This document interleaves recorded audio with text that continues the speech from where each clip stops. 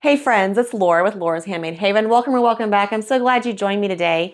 I thought I would share a little trick with you, just in case you hadn't discovered this on your own. You may remember when we did the barbecue series that we made an amazing trivet out of some fabric tubes using the Clover Fabric Tube Maker. And I love the way that trivet turned out. I also love that I can use my 2.5-inch strips to make some double fold bias tape for my other projects. And I have kind of an announcement and kind of a sneak peek, but kind of a trick for you, all wrapped up into one here today, because I'm going to be coming out with my very first paid pattern that's going to be available in my Etsy shop. There's going to be 6 projects included to get your Halloween party up and going, and it's going to be amazing. You're not going to want to miss out on that. But one of the projects in that booklet is going to tell you that you can use the Clover Fabric Tube Maker to make some double fold bias tape.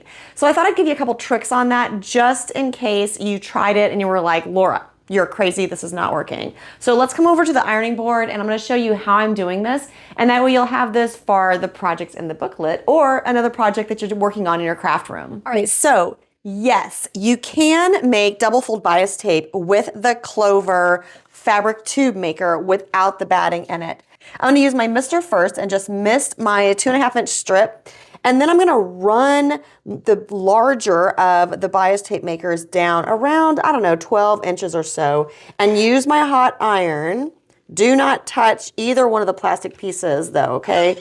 You don't want to do that because you will ruin your fabric tube maker. And you're just going to follow this down and press this first fold into place. So because of the mist that I have, and I'm using Best Press by Eileen's, it is going to make this fabric really nice and flat for me.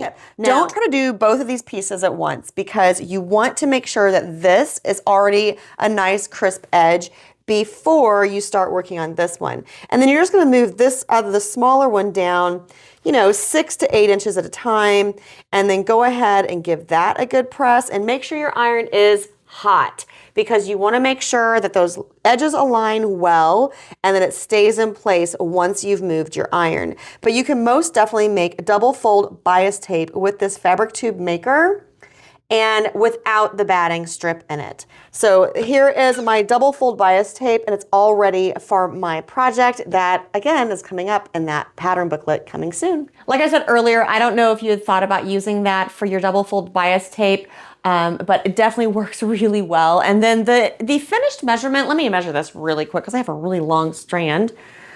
The double fold, so I'm using 2.5-inch strips. The double fold bias tape comes down to about between 1.5 and 3/4. But that's a really nice size for multiple projects in your craft room and mine. So check it out. Just think outside the box sometimes. When you have tools in your craft room that you're like, oh, well, it's designed for this, but I really need to make it this.